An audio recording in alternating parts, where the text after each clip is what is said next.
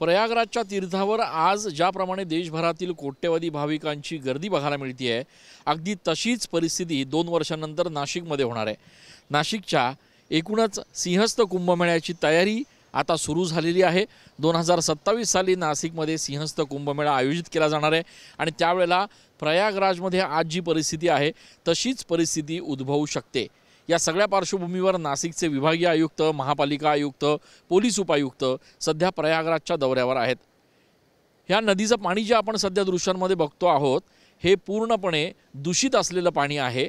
ज्या पाण्यावर प्रक्रिया करून स्वच्छ, निर्मळ आणि पवित्र असं जल भाविकांना मिळावं यासाठी देखील आता प्रशासन युद्धपातळीवर प्रयत्न करत आहे। शहराच्या परिसरात असलेले जलमलनिस्सरण केंद्र हे देखील आता पूर्णपणे बदलणं किंवा त्यांच्यात अपग्रेडेशन करणं अशा पद्धतीची तयारी प्रशासनाच्या वतीनं सुरू आहे। कोट्यवधी रुपयांचा निधी पालिका प्रशासनाला राज्य सरकार आणि केंद्र सरकारकडून मिळणार आहे आणि या सगळ्या निधीनंतर शहरातून वाहणाऱ्या गोदावरीच्या एकूणच जलाचं संपूर्ण चित्रच पुढच्या काही महिन्यांमध्ये बदललेलं असेल असा दावा प्रशासनाच्या वतीनं करण्यात येतोय। प्रयागराजमध्ये सध्या सिंहस्थ कुंभमेळा सुरू आहे।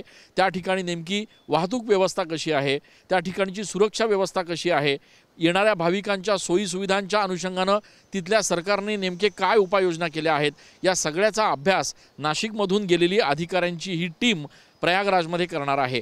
अर्थात असं जरी असलं तरी या निमित्तानं नाशिकमध्ये होणाऱ्या सिंहस्थ कुंभमेळ्याचा एक मास्टर प्लॅन तयार होऊ शकतो, ज्या माध्यमातून येणाऱ्या 2 वर्षांनंतरचा सिंहस्थ कुंभमेळा अत्यंत आनंदाने आणि निर्विघ्नपणे पार पडेल अशी प्रशासनाला देखील अपेक्षा आहे।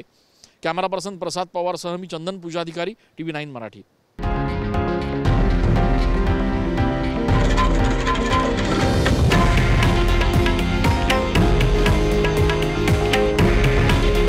हे आहे देशातील नंबर 1 न्यूज नेटवर्क आणि आपण पाहत आहात TV9 मराठी। काळजी तुमची, हित महाराष्ट्राचं।